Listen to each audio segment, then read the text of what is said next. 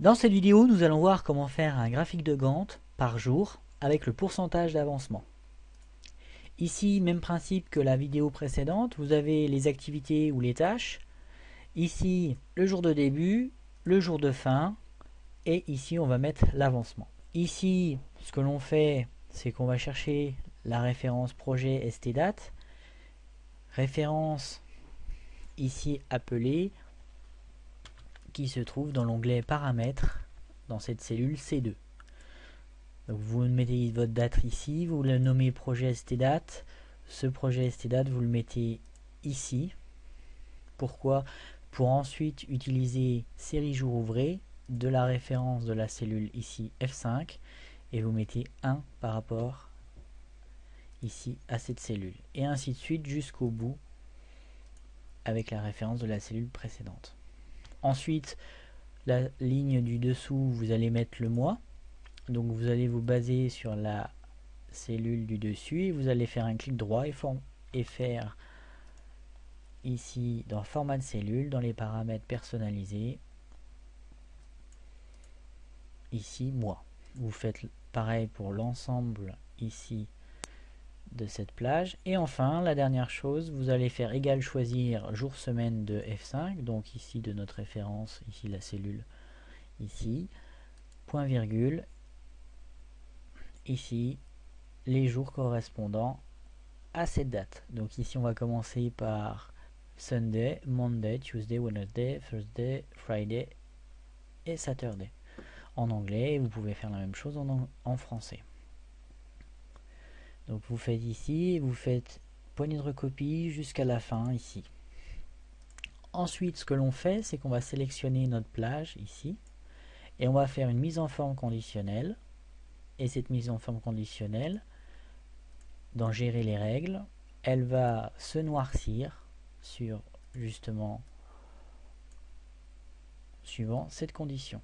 Donc la condition est si la colonne correspondant ici est supérieure ou égale à C9 et inférieure ou égale à D9, ici on va colorier en noir.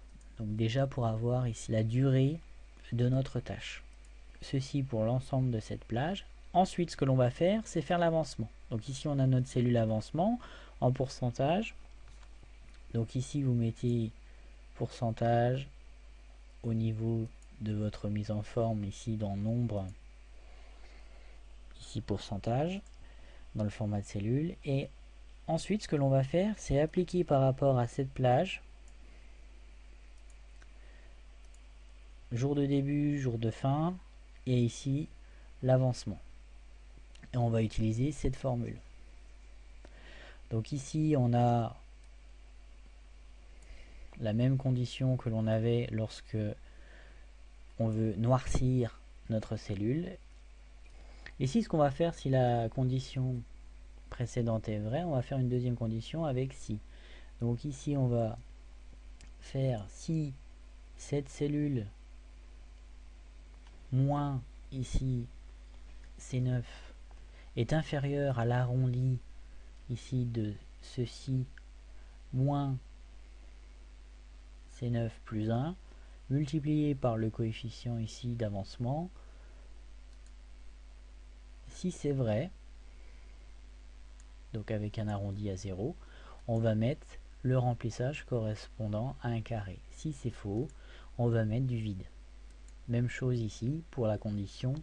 Si au niveau de la condition pour noircir, ce n'est pas vrai, donc on va mettre également du vide. Le mieux, c'est de récupérer cette formule et de l'appliquer sur l'ensemble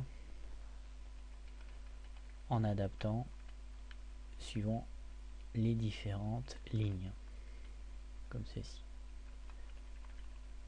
Donc, bien faire attention lorsque vous allez faire votre recopie à bien respecter les valeurs absolues et relatives pour que votre graphique de Gantt fonctionne. Une fois que c'est terminé, vous pouvez procéder à des tests comme ceci. Voilà pour cette vidéo. Donc important ici la mise en forme conditionnelle qui va vous permettre de noircir et ensuite sur l'ensemble de cette plage, vous allez appliquer une formule qui va déjà vérifier que votre cellule est bien noircie, et ensuite par rapport à ça, faire une deuxième condition, et si cette condition est vraie, elle va remplir ici avec fill block. Fill block se trouvant dans formule, gestionnaire de nom, et vous allez avoir fill block, et fill block correspond au petit symbole de carré. Vous pourriez mettre X ou vous pourriez mettre un autre symbole. Ici j'ai mis fill block comme ceci, et si donc après vous pouvez changer vos conditions pour faire votre avancement suivant différentes règles mathématiques. En l'occurrence ici j'ai pris cet exemple. Voilà pour cette petite vidéo, j'espère qu'elle vous sera bien utile, et je vous retrouve dans la newsletter et sur le site HidéO. Je vous remercie, à très bientôt.